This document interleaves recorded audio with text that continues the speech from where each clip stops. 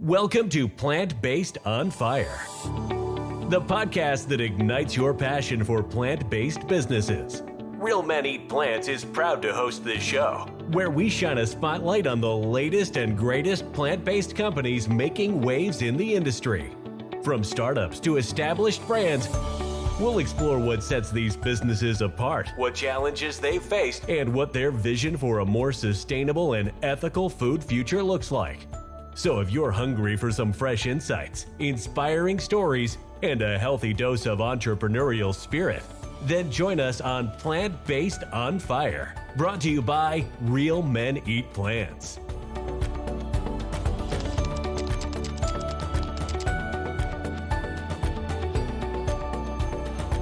Welcome to the Plant-Based on Fire podcast. I'm Brian, your host for today. And today on the show, we have Nikki Jones, a communication coach who has honed her skill in the nonprofit, government, and small business sectors. Nikki is known for her ability to craft persuasive and effective communication strategies, as well as her talent for speech writing and training. She has worked with a variety of businesses, including those in the plant-based industry, helping them to communicate their message in a way that resonates with their audience. We're excited to have Nikki here today to share her insights on the power of communication in growing and prospering a plant-based business. Welcome, Nikki. Thank you for having me, Brian.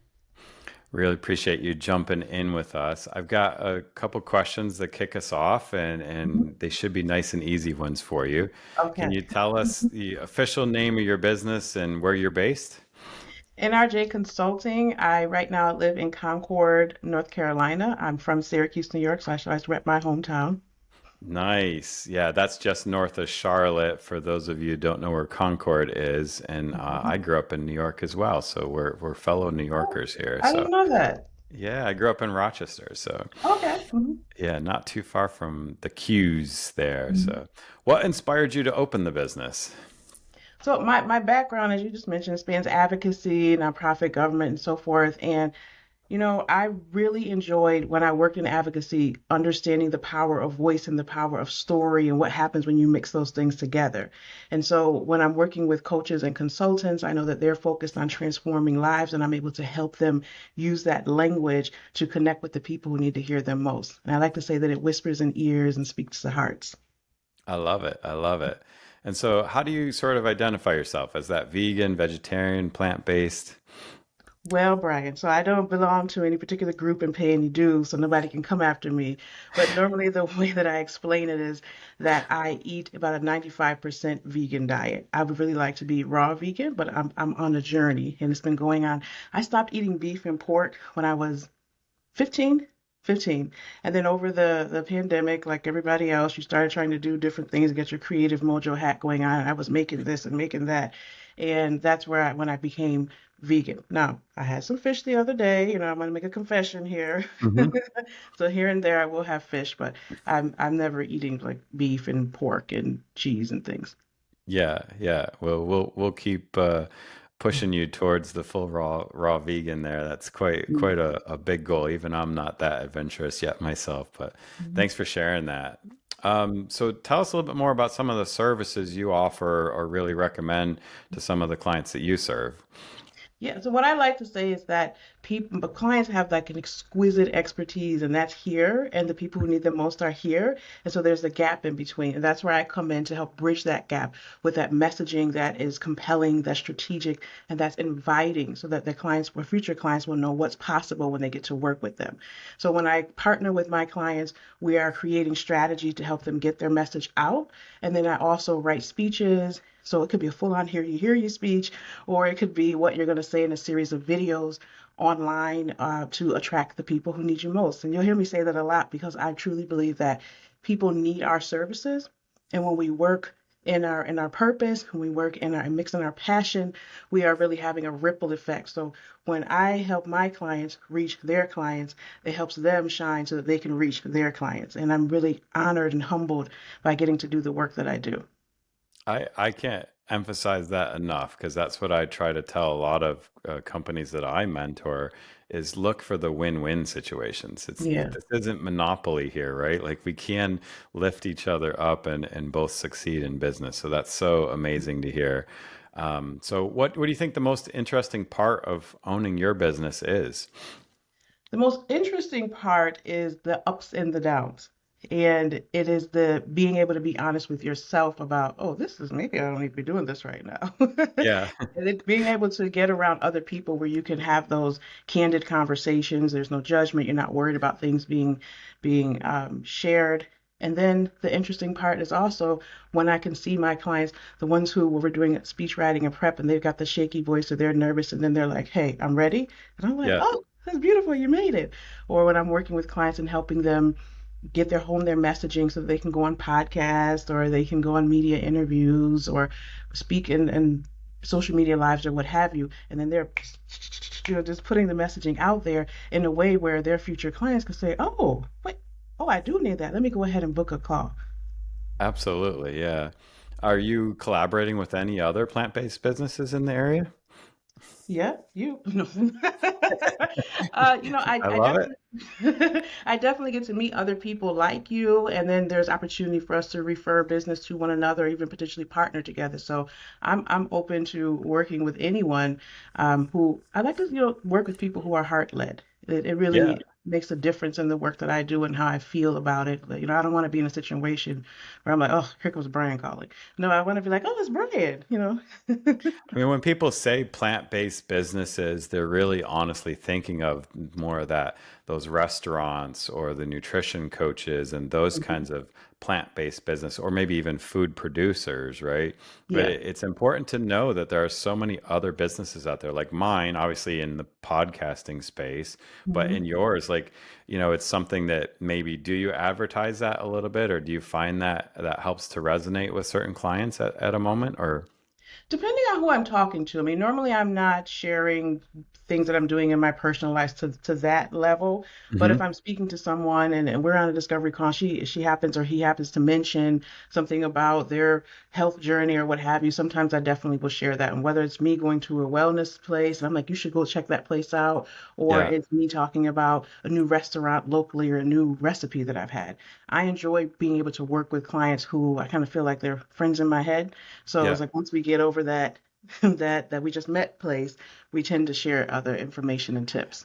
And honestly, I think that's how you and I met. We just sort of stumbled into that because of Dr. May, right? Was in the Hmm. same room with us, and you mentioned it, and I mentioned it, and then we collaborated from there. So, yeah, that's awesome. So, what are some of the tips that you can give for like new plant-based businesses owners around the world? Like, what would you recommend? I would recommend that you sit down and think about who it is that you really want to work with and your why. And once you do that, then you'll be able to understand, of course, what you want to help them through or how you want to serve them. Then you'll be able to think about what that messaging looks like. Everybody doesn't need the same messaging, and every message is not going to attract all the same people. I know that my clients are feeling pretty overwhelmed. My clients are feeling excited about wanting to launch their new program or their new service, and they need someone to help them get the word out. And so when I'm speaking to them, whether it's future clients or whether it's someone who actually becomes a client, I'm using language that talks about reaching the people who need you most because that's how they feel. They feel they are heart led. They do feel like I have a purpose and I need to operate in that. So think about the people who you want to work with and what language they use. And I listen to a lot of podcasts. Sometimes I do a little eavesdropping in Clubhouse or in fan Yeah. base in those rooms and in LinkedIn, and you hear the words that they use and you kind of use them back to them. It helps them understand that you understand where they're coming from and where they're going. And lastly, I will say, share your story. Don't feel like you can't share it. And I shared on social media just this week that a long time ago I was in a live interview and I hung up on a reporter in the middle because I didn't know what else to say. Yeah. I don't want people to see me showing up like I am today, much more confident and thinking, oh, well, she's kind of way over here. She probably can't understand. No, no, I've had the shaky voice presentations and Yeah. all Yeah. of that. No, I mean that's so interesting. I was just talking with a friend earlier today about, sharing that embarrassing moment that happens. Like we all have them, so why not expose some of that vulnerability? I mean, it kind of dovetails into the next question I was going to ask you, really, is in your opinion, what are some of those unique challenges faced by businesses when it comes to that effective communication, and how do you help them overcome that? A lot of times it is fear. It's the fear of, oh goodness, I don't want to appear on camera. I don't want to hear my voice. So when I am working with them, we do a lot of role play. We are going to get on camera like this and we are Yeah, going to record it. I'm going to look at the snippets. I'm going to show it to them and say, look, what you did right here, like that was great. Sometimes you just need someone else to say, you're doing good. And when you have that, then you start to feel a little more like, okay, let me get my shoulders up here and I can do it again. It is role play. I've never really been a whole big fan of role play, I have to tell you. But in this kind of work, you have to do it. And when you do it with people and they become more comfortable, then they can go and do it on their own. So they can go and do it in their podcast interview or in a media interview or even it might be a presentation to their board. They need to have that practice so that when they get there, it's not like, ta-da, lights, camera, action. No, you've done yeah. this already. This isn't new to you. Yeah, I love it. And it's we take it for granted. We live in this digital age. We all have the cameras on our phones. Why aren't you recording it and watching it back and trying to hone that and perfect it a little bit? So it's so good to see you encouraging that. Yes, Um, yes. do you have a couple examples of some of the successful communication or speeches you've helped some other businesses develop? hmm one woman, she had just taken over a international nonprofit, and so within the first, I think 5 to 6 months, they had their big international event. So there was a convening of people from all over the world that had to come together, and the key decision makers and so forth. So we worked together to create a series of speeches for her for that conference, which I think was going to be 3 or 4 days. So every time she got to the microphone, everything she was saying is what I had written for her and what she had rehearsed and what she had put her own, finesse on. And it Yeah. was really nice to watch her because even before the conference actually started, I went to her room because I flew out to where she was at and we're like, practice again, start over. And so to see her get on the stage, I was like, I probably look unprofessional now because I had my phone up like, this is so beautiful. Yeah. And we've worked together a number of times since, but I have additional stories like that where I just work with someone who is an advocate and just being able to, because my background is advocacy, that's where I got started in communication. And so Hmm. using that language that's going to rile the audience and that's going to get them to start thinking differently, those moments to me are priceless. And I'm just, again, I'm humbled that I have this opportunity because when I started at my communications, the first job in advocacy, I was just responding to something that I saw in the paper that kind of looked like receptionist. I had no Yeah. idea that I would lead Wow. as a registered lobbyist, as a statewide communications director, and essentially as the deputy director. So when I'm able to use these skills to help other people impact audiences, it's great. That is awesome. Yeah, what a powerful story and journey there on that front, really. I think you've kind of already mentioned a few of them, like the LinkedIn and the Clubhouse and stuff, but how else do you stay up to date on the trends and the developments in the industry and incorporate that knowledge into some of your strategies? So I'm in different Slack groups. Certainly, I'm going to read book. We're going to read books, and I'm reading books. Hmm. I'm not reading a book right now. Maybe you'll have a suggestion for me. I'm in a mastermind. I've been in a coaching program, one-on-one coaching program for a while now. So all of these things kind of come together like a nice little medley of information for me, especially being in the coaching program because I get to hear other service providers, the concerns and challenges they're having with reaching people. And then you're like, aha. And it's not that I'm out here telling their secrets, but listening to how they describe things helps me to then communicate with other people. Yeah, absolutely. I guess I'll tell you, my book right here hmm is Get Together. I'm trying to figure out, how do I build a stronger and more close-knit community for the Real Men Meat Plants hmm community that we're trying to build for the men on that space. But so that's one I'd recommend. I've heard some great things about that. Um, how can businesses communicate the benefits of their products and services to that wider audience, including those that might not even be familiar with, like in my example, plant-based, that creates that irk or that stigma around it. So how do you help people in that regard? Oftentimes, what happens is people, when they're talking about their programs or services, they tend to say things like, "Oh, we have 3 meetings a month," or "We have this glass and it's made out of glass imported from this place." That's not really what people care about. They want to know what's going to happen for them. So if you're Hmm. talking, you're encouraging men to come on over to the greener side, Yeah. you can talk about the benefits of that, whether it's clear skin, whether it's having more energy to be able to play with their children, the idea of being able to live longer, just being able to feel better, having more energy. I think I said that already, but when you talk about those things, that sounds a lot better than let's start eating more salad. It's like, well, I don't, Yeah. I don't really know why. Yeah. Why? So when you're also thinking of the benefits, it's like you been feeling tired? If you're Hmm. here now about 40 years old and you're kind of having a little bit of the midlife, issues here, perhaps you could come over to this green side and reap all of these benefits. And look, there's Jeffrey doing it, there's Dontel doing it, and so forth. And you tell their stories of Hmm. how their life has been changed by, in your case, the new lifestyle, but maybe it's a product or maybe it's a service. I really like the idea of sharing the stories of other people. So even when I do I call them client love interviews, the Hmm. testimonials, I do it on camera. We're side by side, and I'm asking them specific questions like, what was the challenge that you were having before?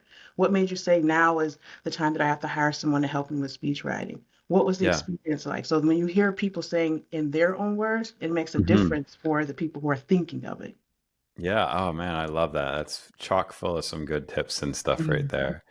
Um, I mean, it sparks the idea in my head around, some of the other things we're trying to do. It creates this controversy and these more difficult conversations around sustainability or animal welfare, your health. How do you help clients navigate those controversial or more difficult topics as part of their business? Well, I think it's important to make sure that I understand where they want to go with it. It's kind of like if you go to the barber shop, the barber is going to want to know, like, do you want a mohawk or, Yeah. Yeah. So when I find that out from them, and I'm going to be able to assess in previous videos or podcasts and things like that as well to see how they use their voice, the issues that they're ready to go and spearhead and just tackle them front on. And so when I understand that, then we can create messaging that aligns with who they are and what Hmm. what they want to be, the impact that they want to have. So yes, there are certainly things out here that are sometimes on the taboo side or sometimes on the Hmm. side where you're like, I don't think I'm going to talk about that. We need to have those real conversations and imagine what those, or not imagine, kind of predict what those consequences are going to be if you talk about those things. Now, do you want that smoke? No? Hmm. Okay, so let's not talk Yeah. about Yeah. that. Yeah. And if you absolutely have to talk about it, maybe you are a leader or a CEO, if you have to talk about it, let's make sure that we're talking about it in a way that provides leadership, that has you providing leadership, has you being thoughtful, and has you looking like you really uh, are concerned and have the interest of your people in mind. Absolutely. Yeah. So we live in this digital age now, right? So what are some of the communication tips that you would help a company with, or what tips would you even provide to help these plant-based businesses that are watching this right now leverage that social media or other digital platforms to get that communication out to the right audience? One thing that I definitely love to do is send video messages on LinkedIn. You can do this as well on Instagram. And every connection, for the most part, that I have, I always send them a video and just to say hi and hello. I'm not selling anything, but I just to say hi and hello. And I'm using their name. I may reference something that they recently posted, and it makes a different kind of a connection because we're always connecting with people on LinkedIn, on Instagram. Hmm. And most times people are they're going to type something and send it to you. But when someone takes the time to say, "Hi, Brian, thanks so much for connecting with me," and now you're smiling and you're feeling a Yeah. different way, people remember how you make them feel. And if you are camera shy, I will tell you that you can use the audio option on Twitter, on LinkedIn, on Instagram as well. And you can have pajamas on, nobody will know. But just Hmm. taking that little extra moment to make that touch more personal, it helps people remember you and it helps them associate a feeling with you.